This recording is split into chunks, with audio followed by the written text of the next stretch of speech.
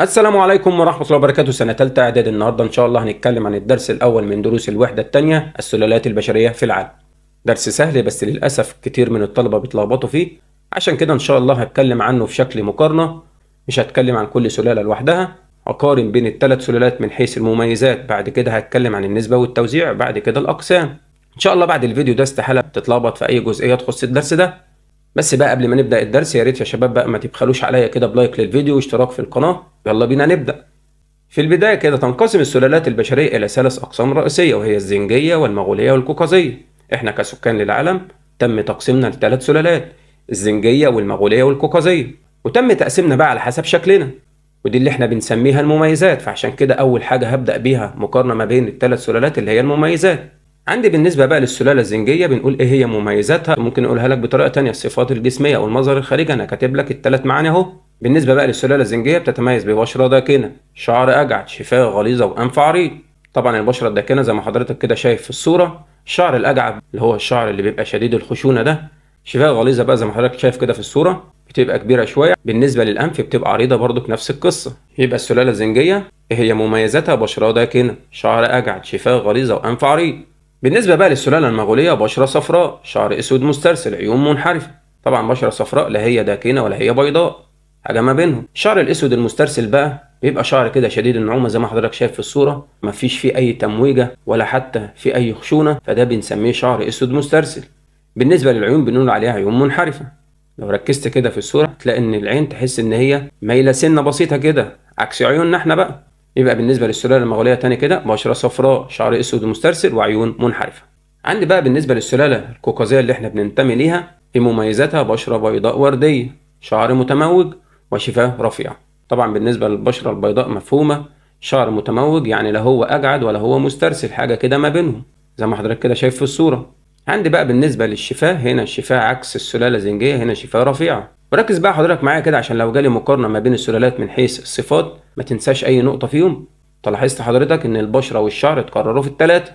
جينا في الزنجية قلنا شفاه غليظة، جينا في القوقازية قلنا شفاه رفيعة، لكن الشفاه ما جاش سيرتها خالص في السلالة المغولية.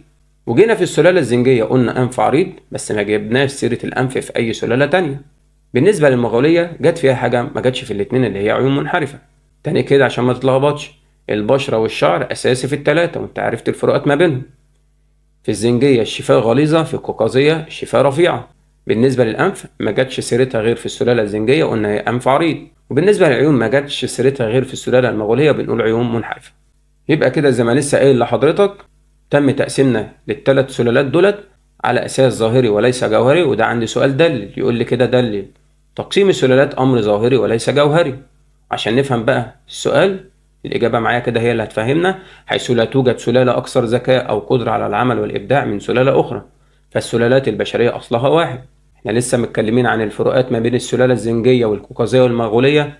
ما جيتش قلت لك في السلالة الزنجية إن هي مثلا بتتميز بالقدرة على العمل، ما جيتش قلت لك المغولية بتتميز بالذكاء، وهكذا. فقسمنا السلالات على أساس ظاهري وليس جوهري، وده معنى السؤال. وإجابته تاني كده، حيث لا توجد سلالة أكثر ذكاء أو قدرة على العمل والإبداع من سلالة أخرى، فالسلالات البشرية أصلها واحد. الذكاء موجود في التلاتة، القدرة على العمل، القدرة على الإبداع، دي حاجة موجودة ما بيننا كلنا كبشر. طبعا أصلنا واحد بقى اللي هو سيدنا آدم. يبقى لما أقول لحضرتك كده ما المقصود بالسلالة البشرية، بكل بساطة تقول لي هي مجموعة بشرية تتشابه في صفاتها الجسمية الخارجية. كل سلالة بتبقى عبارة عن مجموعة من البشر بيبقوا متشابهين في صفاتهم الجسمية الخارجية.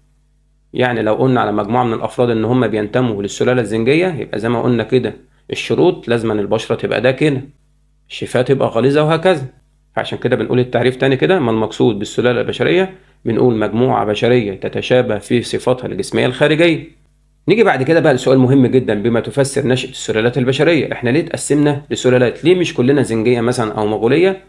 عندك الإجابة بقى توضح إيه؟ بسبب انتشار الإنسان في قارات العالم المختلفة وتأثره بالبيئة المحيطة. حضرتك عارف من منهج ابتدائي إن الإنسان بيتأثر بالبيئة. سكان المناطق الحارة طبعا الشمس بقى أثرت على بشرتهم، فدولت بقى اللي هم هيبقوا أنهي سلالة؟ الله ينور، اللي هي السلالة الزنجية. ده اللي احنا بقى بنسميه تأثير البيئة على الإنسان. يبقى السبب اللي خلانا نبقى ثلاث سلالات مش سلالة واحدة، إن البشر كده في البدايات انتشروا كمجموعات، في منهم اللي عاش في المناطق الباردة في اللي عاش في المناطق الحارة وهكذا، فكل واحد اتأثر بالبيئة اللي هو عاش فيها. فاما اجي اقول لك كده بما تفسر نشأة السلالات البشرية، هتقول لي في الإجابة كده بسبب انتشار الإنسان في قارات العالم المختلفة وتأثره بالبيئة. نيجي بعد كده بقى متى نشأت السلالات البشرية؟ نقول كده نشأت السلالات في أواخر عصر البلايستوسين وانتشرت في قارات العالم المختلفة. عندي البلايستوسين ده من العصور الجيولوجية كده زي ما هتعرف في منهج الجغرافيا إن شاء الله في أولى سنة والسنة اللي جاية. طبعا الاسم تقيل شوية على حضرتك، بس لو جه كسؤال هيجي في سؤال صح وغلط، هتبقى حاجات بسيطة أو اختيارات أو غيره. طب الشباب بقى تركز معايا كده، كلمة البلايستوسين دي لو شلنا آخر 3 حروف اللي هم قبل النون، اللي هو حرف الواو والسين واليه، وخلينا بدل ال3 حرف الشين، طبعا هتقولوا لي هتبقى بلاي ستيشن. الله ينور بقى، اللي هو مدمركوا ده وموديكوا في داهية. فافتكر بقى البلايستوسين بكلمة بلاي ستيشن اللي هي واكلة دماغك دي.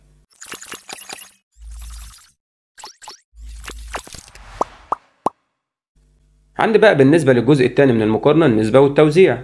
أول سلالة عندي اللي هي السلالة الزنجية أو السوداء، نسبتهم كان من جملة سكان العالم 10% من جملة سكان العالم. طب النسبة الأكبر بقى من السلالة دي موجودة في أنهي قارة؟ طبعا في قارة أفريقيا. بس معنى إن هي موجودة في أفريقيا إن هي مش موجودة في باقي القارات؟ لا، ده موجودة عادي في باقي القارات، عشان صح وغلط خلي بالك من الحاجات دي. زي ما حضرتك شايف كده في أول جزء، في لاحظ أن السلالة الزنجية في أفريقيا تمثل نحو 70% من سكان أفريقيا، و75% من زنوج العالم كلهم متجمعين زي ما قلنا في قارة أفريقيا. ودي معناها كده بيقول لك إن 70% من قارة أفريقيا عبارة عن زنوج، الباقي بقى عرب اللي هو إحنا. وإن نسبة الزنوج اللي موجودين في العالم كله 75% موجودين في قارة أفريقيا، 25 الباقيين بقى متوزعين في باقي القارات، فعشان كده بنقول إن السلالة الزنجية بتتركز في قارة أفريقيا. عندي الملحوظة اللي بعد كده إن موجود عدد كبير من زنوج أفريقيا في الأمريكتين، وده كده نقوله في شكل سؤال بما تفسر، سؤال مهم. لو قال لي بما تفسر يوجد عدد كبير من زنوج أفريقيا في الأمريكتين، اللي خلى الأفارقة زي ما بنشوفهم كده في أمريكا وغيرها من الدول اللي موجودة في أمريكا الشمالية أو أمريكا الجنوبية، الموضوع بقى كان بدايته إيه؟ الإجابة هتوضح لنا. نقول كده في الإجابة لأنهم تعرضوا للهجرة الإجبارية ضمن تجارة العبيد للعمل في المزارع التي أنشأها الأوروبيون في الأمريكتين. عندي بعد ما تم اكتشاف الأمريكتين زي ما أنت حضرتك عارف إن هم من قارات العالم الجديد، ابتدى الأوروبيون بقى نتيجة للاستعمار الأوروبي والقصة دي واستيلائهم على الدول الفقيرة في أفريقيا إن هم يستعبدوا أهلها ويبيعوهم كده كعبيد للأوروبيين اللي عايشين في الأمريكتين للعمل في المزارع. طبعا زي ما هتعرف في درس خلفاء محمد علي كده إن الخديوي إسماعيل أرسل حملات عسكرية للأقاليم الاستوائية لمنع تجارة العبيدة واللي هي تجارة الرقيق. يبقى لما يسألك تاني كده إيه سبب وجود عدد كبير من زنوج أفريقيا في الأمريكتين، هتقول لأنهم تعرضوا للهجرة الإجبارية ضمن تجارة العبيد للعمل في المزارع التي أنشأها الأوروبيين في الأمريكتين. عندي بقى بالنسبة للسلالة المغولية واللي هي الصفراء، نسبتهم 40% من جملة سكان العالم، تتركز في آسيا وتوجد في باقي القارات، موجودة في كل القارات لكن النسبة الأكبر طبعا موجودة في آسيا. طبعا بقى زي ما حضرتك شايف كده في لاحظ رقم 3 سؤال بما تفسر كده، تزيد نسبة الجنس المغولي على 40% من جملة سكان العالم. طبعا النسبة دي مش قليلة، اللي مخلي السلالة المغولية تمثل 40% من جملة سكان العالم. بنقول كده في الإجابة لأن نسبة كبيرة من سكان الصين ودول شرق آسيا وهم أكثر دول العالم سكانا ينتمون للسلالة المغولية. طبعا بقى المقصود في الإجابة دولة زي دولة الصين تعد أولى دول العالم في تعداد السكان، كمان دول شرق آسيا بيبقى فيها عدد رهيب من السكان ودول كلهم بينتموا للسلالة المغولية، فده اللي خلى نسبة السلالة المغولية تصل ل 40% من جملة سكان العالم. نقول في الإجابة كده تاني لأن نسبة كبيرة من سكان الصين ودول شرق آسيا وهم أكثر دول العالم سكانا ينتمون إلى السلالة المغولية. زي ما حضرتك شايف برضك في أمريكا الشمالية وأمريكا الجنوبية وجزء من جزيرة مدغشقر اللي موجودة في أفريقيا. وركز بقى في الخريطة دي بالتظليل ده عشان ساعات كده زي جزئية الأقاليم المناخية بيظلل لي جزء من أي قارة من القارات اللي قدام حضرتك، بيجي يقول لي هنا سلالة نقط، فلازم حضرتك بقى تبقى عارف أماكنهم على الخريطة. فمثلا لو جالي في الامتحان قارة آسيا وظلل لي جزء كبير منها زي ما حضرتك شايف كده وقال لي هنا سلالة إيه، هنقول له دي سلالة مغولية، وهكذا بقى بالنسبة لباقي القارات. عندي بقى بالنسبة للسلالة القوقازية واللي هي البيضاء، دي أكبر نسبة فيهم 50%، يعني نص سكان العالم بينتموا للسلالة القوقازية. وعندي بقى في الملحوظة الرابعة كده تنتشر السلالة القوقازية في القارات، وبالنسبة لأفريقيا يتركزون في أفريقيا في شمال الصحراء الكبرى في الدول العربية. الدول العربية بتنتمي للسلالة القوقازية. عندي بقى بالنسبة للجزء الثالث في المقارنة كده اللي هي الأقسام أو الأنواع، كل سلالة في الثلاثة بتضم مجموعات كده كل واحدة فيهم ليها اسم. عندي السلالة الزنجية من أقسامها بوشمان، الهوتنتوت، البانتو الأقزام، الزنوج السودانيون والنيليون الحاميون.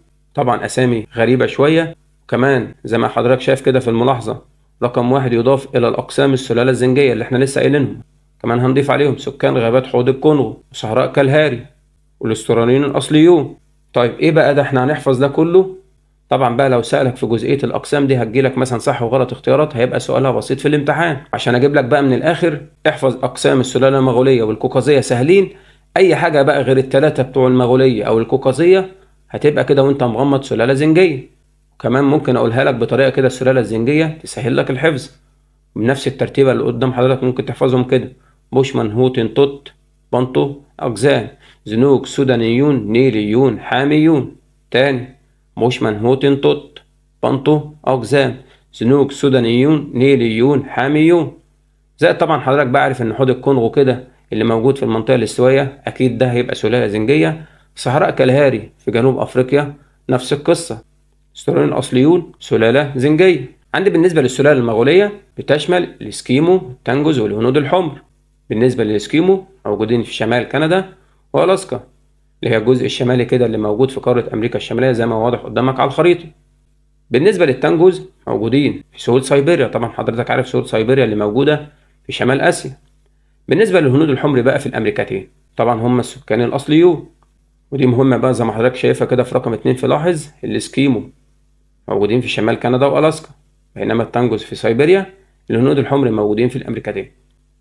عندي بالنسبة للسلالة القوقازية بتشمل المجموعة القلبية، المجموعة النوردية الشمالية، ومجموعة سكان حوض البحر المتوسط. طبعا بقى كل الدول اللي بتطل على البحر المتوسط كعرب احنا أو جنوب أوروبا كلنا بننتمي للسلالة القوقازية. عندك المجموعة النوردية الشمالية في شمال أوروبا، المجموعة القلبية افتكرها بجبال الألب، فعندي قلبية، نوردية، بحر متوسط، ده كله سلالة قوقازية. زي ما قلت لك المغولية والقوقازية سهلين، أي حاجة غيرهم هتبقى سلالة زنجية. زي ما حضرتك كده شايف في رقم 3 بنقول كده المجموعة القلبية اللي هم سكان غرب ووسط أوروبا عند جبال الألب. المجموعة النوردية الشمالية زي ما لسه قايل كده هم سكان شمال أوروبا. بالنسبة بقى لمجموعة سكان حوض البحر المتوسط ينتمي إليها العرب في شمال الصحراء الكبرى وسكان جنوب أوروبا.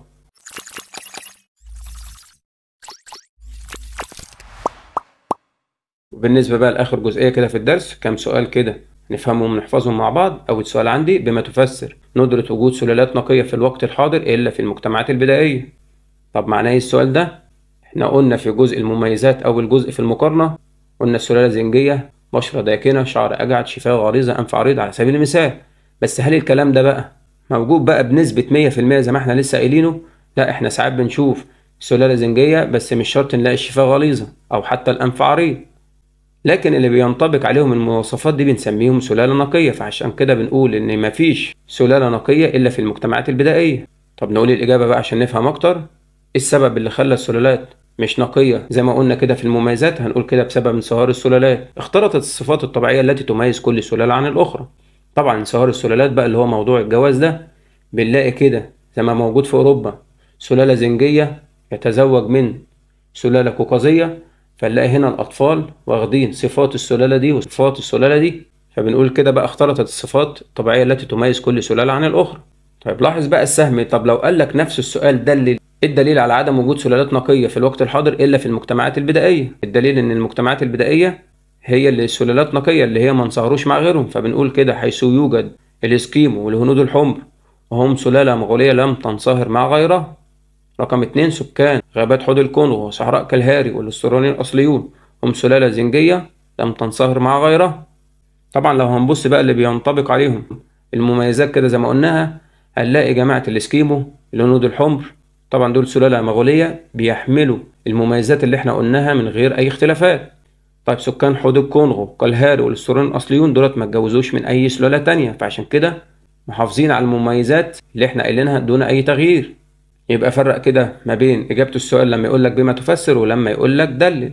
طب لما يقول لي بما تفسر لا توجد دولة في العالم يتكون شعبها من سلالة واحدة، بخلي حضرتك بالك بقى إن السلالات مش بس منتشرة في كل القارات، ده كمان كل دولة بيعيش فيها أكتر من سلالة.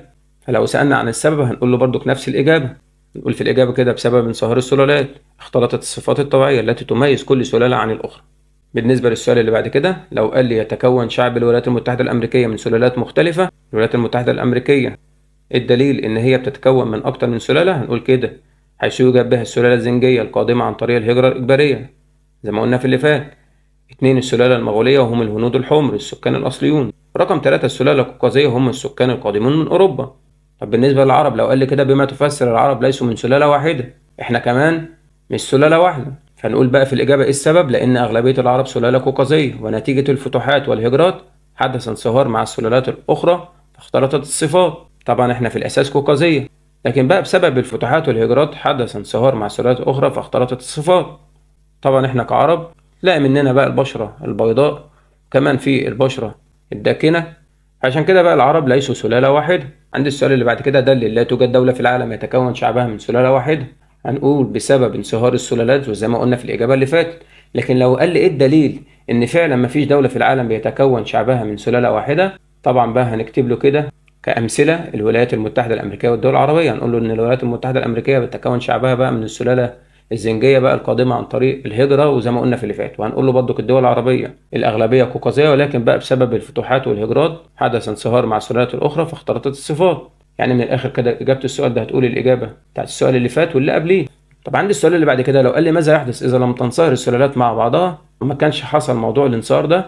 هنقول في الإجابة كده لا ظلت السلالات نقية. كده يا شباب أكون خلصت درس النهاردة، أتمنى تكونوا استفدتوا، ويا ريت يا شباب اشتراك في القناة ولايك للفيديو وكومنت، والسلام عليكم ورحمة الله وبركاته.